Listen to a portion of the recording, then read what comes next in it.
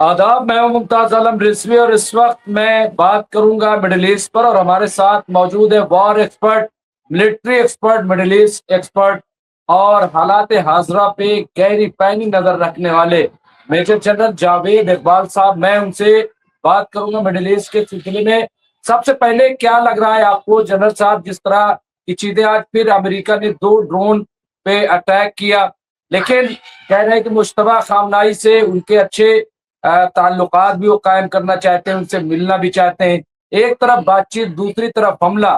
है क्या ये? ईरान ने तो आज बहुत साफ साफ कह दिया है कि अब अमेरिका इस गलत फहमी में न रहे कि वो सुपर पावर है। वो अब सुपर पावर नहीं रह गया और स्टेट ऑफ हुर्मुज तो हमारे लिए परमाणु बम हो गया है। अब हमें परमाणु बम बनाने की कोई जरूरत नहीं, यही हमारा परमाणु बम है और इसको हम किसी हालत में छोड़ेंगे नहीं। ये जो ईरान का जस्चर है या जो बात करने का तरीका है, क्या लग रहा है ईरान के पास जरूर कोई बड़ी ताकत आ गई? जी अस्सलाम वालेकुम मुमताज भाई, आपको, आपके सभी सुनने वालों को, और जय हिंद। देखिए, ये जंग हम आपके साथ तकरीबन पिछले 100 दिनों से कवर करते रहे हैं और आज इसका 100वां दिन मुकम्मल हुआ है। और मैदानी जंग का जो फैसला था वो बहुत पहले ही, जो शुरू में शदीद जंग हुई थी उसके अंदर हो चुका था, जहां पे अमेरिका और इजराइल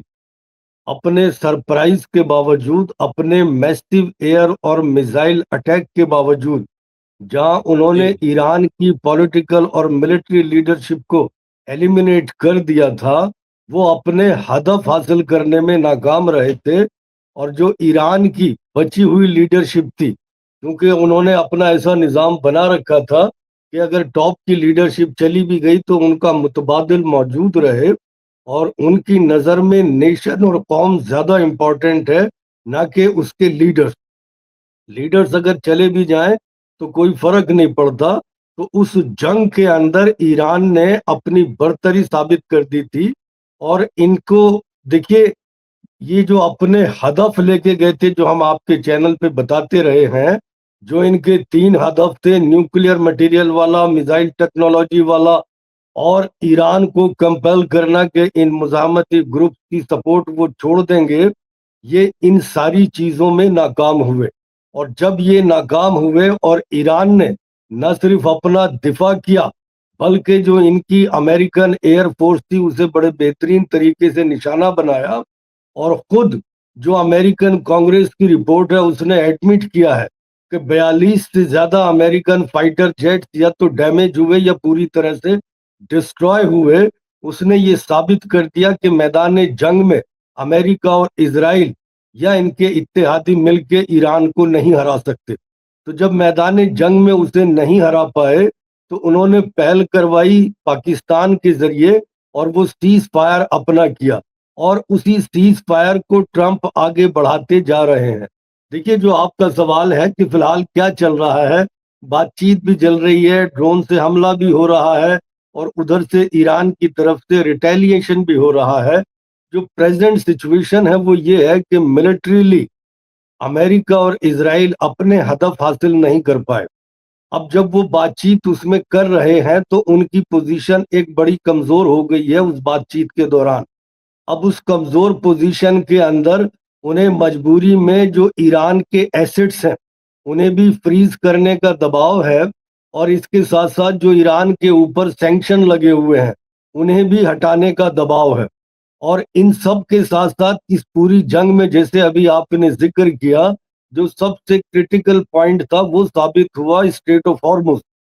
जब अमेरिका ने अपनी प्लानिंग की थी, गालिबन उन्होंने इसे अपने कंसिडरेशन में नहीं लिया कि ईरान स्ट्रेट ऑफ हॉर्मुज के ऊपर कंट्रोल कर सकता है, और इस तरह से कंट्रोल कर सकता है कि सारी अमेरिकन मिलिट्री, उनकी नेवी, एयरफोर्स या उनके इत्तेहादी सारे मिलके इस पोजीशन में नहीं रह जाएंगे कि वो ईरान से स्ट्रेट ऑफ हॉर्मुज को खाली करा सके। तो उसने क्रिटिकल सिचुएशन, जैसा कि आप कह रहे थे, स्ट्रेट ऑफ हॉर्मुज के ऊपर कब्जा बनाया हुआ है। हालांकि ट्रंप ने अपना ब्लॉकेड उसके बाहर लगा दिया है। जहां एक तरफ ईरान का ब्लॉकेड है, इसे कंट्रोल बोल दें, उसके पीछे ट्रंप का ब्लॉकेड है। लेकिन इसके बावजूद ट्रंप बातचीत कर रहे हैं اور ابھی کل بھی جو ایران پاکستان کے منسٹر تھے محسن نقوی،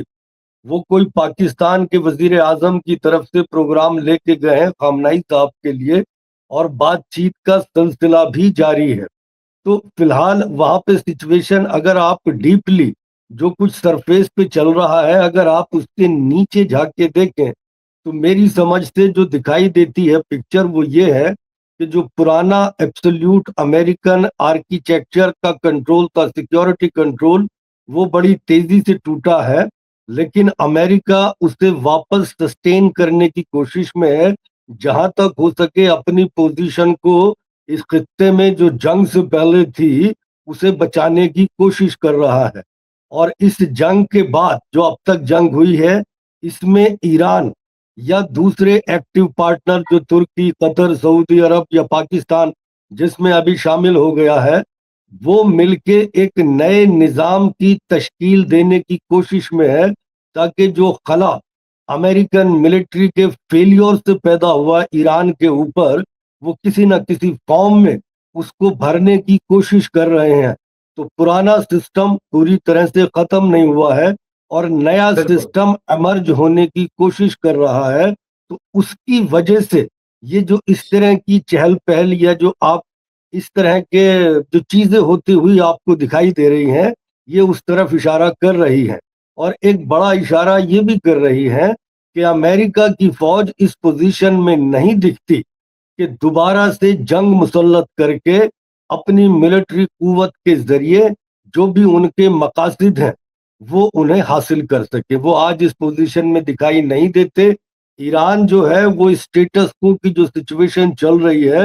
اس سے مطمئن ہے، کیونکہ اسے لگتا ہے کہ جو امریکہ نے اس کے اوپر بلاکیڈ لگایا ہے وہ اس کو ہینڈل کرنے میں کامیاب ہے، وہ اپنی اکانومی کو اس بلاکیڈ کے باوجود بہترین طرح سے سنبھال لے گا، اور ان دونوں بلاکیڈ سے جو امریکن اکانومی یا ورلڈ اکانومی کے اوپر اثر پڑ رہا ہے، شاید امریکہ یا ورلڈ اس کو بہت لمبے عرصے تک برداشت کرنے کی پوزیشن میں نہ ہو، اور بہت جلدی وہ کہیں سے کسی نہ کسی نتیجے پہ یا ڈیل پہ ایران کے ساتھ پہنچے۔ تو فی الحال نہیں نہیں، یہ بالکل سچویشن ہے۔ جی جی جی جی بالکل صحیح کہہ رہے ہیں، اور وہ ایسا دکھائی دے رہا ہے، لیکن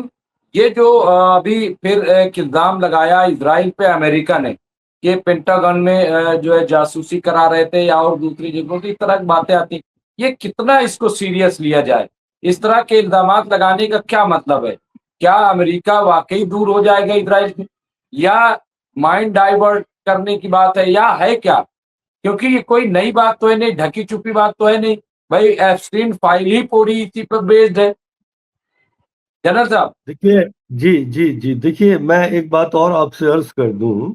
کہ اس جنگ کے شروع ہونے سے پہلے اگر آپ دیکھیں جو فلسطین میں غزہ میں جنگ تھی اس میں امریکہ پوری طرح سے اسرائیل کے ساتھ کھڑا ہوا تھا، اور جیسے آپ کے پروگرام پہ ہم دیکھتے رہے تھے ان کی پولیٹیکل، ڈپلومیٹک، ملٹری اور فائنینشیل پوری مدد اسرائیل کے ساتھ تھی۔ لیکن جی اس جی جنگ کے بعد ایک چیز جو امریکن پبلک اوپینین میں اور ان کے لا میکرز میں بھی ابھر کے آئی ہے،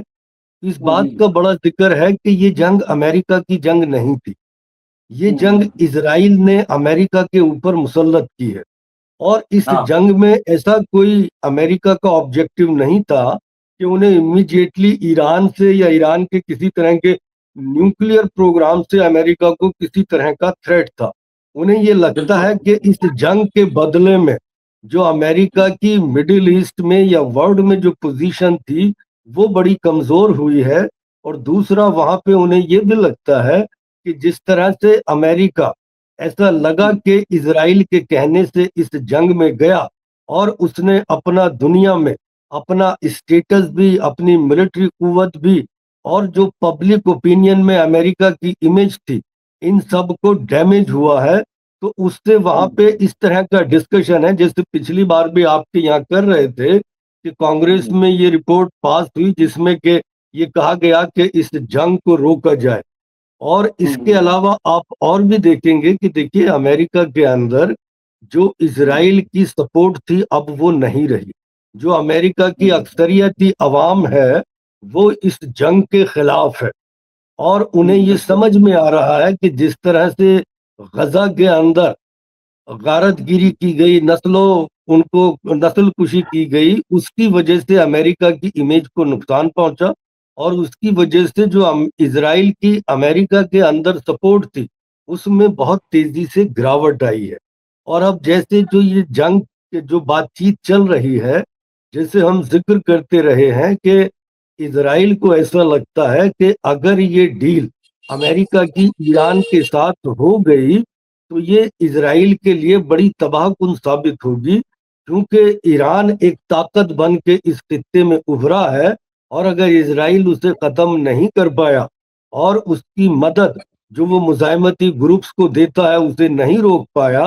تو یہ آنے والے وقت میں اسرائیل کے لیے بہت بڑا خطرہ پیدا ہوں گے۔ اسی لیے ان دونوں کے بیچ میں رپچر ہے۔ اور ایک جو یہ بات چیت کا جو آپ کہہ رہے تھے کہ ایسا کیوں ہو رہا ہے، ایک اس کا ریزن یہ ہے کہ ایران نے اپنی یہ شرط رکھی ہوئی ہے کہ جو بھی ڈیل امریکہ کے ساتھ ہوگی اس میں لبنان کو بھی شامل کیا جائے گا، اور لبنان کیونکہ اسرائیل اور لبنان آمنے سامنے، لبنان نہیں بلکہ حزب اللہ آمنے سامنے ہے، تو اسی لیے ٹرمپ کے لیے یہ ضروری ہے کہ وہ نیتن یاہو پہ یہ دباؤ ڈالے کہ وہ کسی ڈیل پہ لبنان کے ساتھ پہنچے، تاکہ وہاں پہ جو بالکل جنگ بندی ہو اس کے بدلے میں امریکہ بھی ایران کے ساتھ کسی ڈیل پہ پہنچے۔ تو یہاں پہ دونوں کے بیچ کانفلکٹ آف انٹرسٹ نظر آتا ہے، جس کی وجہ سے یہ تلخیاں نظر آ رہی ہیں، اور ان تلخیوں کے پیچھے ایک ایسا بھی لگتا ہے جو امریکن اسرائیلی ایک بڑا اسٹرانگ الائنس تھا، اس کے اندر بھی دراریں پڑنی شروع ہو رہی ہیں۔ اور اس کا بڑا ریزن یہ ہے کہ جو اسرائیلی گورنمنٹ ہے وہ جس طرح سے اپنے نیشنل انٹرسٹ اس وقت میں ڈیفائن کر رہی ہے، اور جو امریکہ کے نیشنل انٹرسٹ ہیں، امریکہ کسی نہ کسی طرح سے ایران کے ساتھ ڈیل میں جاتا ہے، اور وہ جو بھی ڈیل ہوگی اس میں کہیں نہ کہیں ایران کے اوپر سے سینکشن ہٹیں گے، کہیں نہ کہیں ایران کے ایسٹس فریز ہوں گے، اور اس سے ایران کے لیے یہ موقع ملیں گے کہ وہ اپنی اکانومی کو اور اپنی فوج کو بڑی تیزی سے مضبوط کر سکتا ہے۔ اس چیز کو اسرائیلی گورنمنٹ پسند نہیں کرتی، اسی لیے وہ کوشش کرتی ہے کہ ایسی کوئی ڈیل نہ ہونے پائے جس سے کہ نہ تو اسرائیل جو ایران ہے اس کا نیوکلیئر پروگرام، اس کا میزائل پروگرام اور اس کی جو مدد ہے، یہ مزاحمتی گروپس کو یہ شامل رہے، اور اس پہ سے سینکشن بھی ہٹ جائے اور اس کے ایسٹس بھی ریلیز ہو جائیں، یہ انہیں اپنے مستقبل کے لیے بڑی تباہ کن نظر آتی ہے۔ تو اسی لیے ان دونوں کے بیچ یہ کانفلکٹ آف انٹرسٹ کی وجہ سے ہمیں یہ فی الحال انتشار ان کی پالیسیز میں دکھائی دیتا ہے۔ جی ممتاز بھائی۔ نہیں نہیں، بالکل صحیح کہہ رہے ہیں۔ اچھا، میں آخر میں یہ چاہوں گا بہت شارٹ میں کہ مشتبہ خامنائی صاحب تھے جو ملاقات ہے کہ میں ان سے ملنا چاہتا ہوں، اس میں اعتماد بھی ظاہر کرنے لگے، یہ اتنا لچیلا پن کیا یہ انٹرنیشنل دباؤ ہے یا امریکہ کے اندر جو سچویشن ہو گئی ہے جنگ کو لے کر کے ان کی مخالفت ہوئی، خود جو ہے ریپبلکن بھی